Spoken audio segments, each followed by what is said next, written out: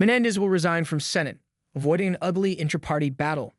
Senator Robert Menendez of New Jersey announced on Tuesday that he would resign from Congress effective in late August, bowing to intense pressure from Democratic colleagues who had pushed him to step down or face an expulsion vote after his conviction in a vast international bribery scheme. Mr. Menendez has maintained his innocence and vowed to appeal a guilty verdict returned last week by a federal jury in Manhattan. But with his Senate Ethics Committee fast-tracking a vote to expel him, he opted to quit his term months early rather than force an ugly inter-party fight that threatened to make him the first senator ousted since the Civil War.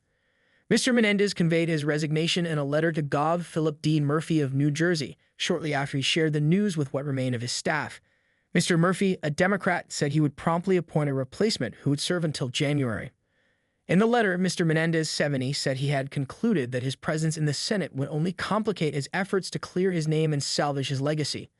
However, he notably left open the possibility that he might remain a long-shot candidate for re-election this fall as a political independent. He has until August 16 to take his name off the ballot. While I fully intend to appeal the jury's verdict all the way and including to the Supreme Court, I do not want the Senate to be involved in a lengthy process that will detract from its important work, the senator wrote. By delaying his departure until August, Mr. Menendez will allow his staff members time to find new jobs, but also ensure that he receives another month's salary and health insurance at a time when his finances are crumbling and his wife, Nettie Menendez, is undergoing cancer treatment. His resignation will not immediately affect his federal pension, though the senator could still stand to lose it under an anti-corruption law if his conviction is upheld.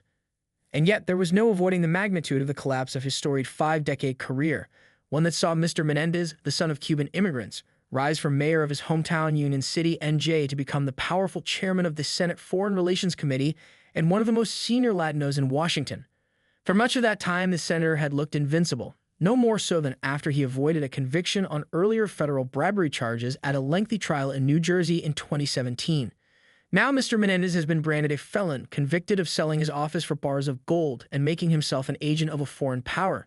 He faces decades in prison when Judge Sidney H. Steen of the Federal District Court sentences him on October 29. Mr. Menendez had faced calls for his resignation since he, his wife, and 3 New Jersey businessmen were first charged last fall with taking part in a years-long bribery conspiracy.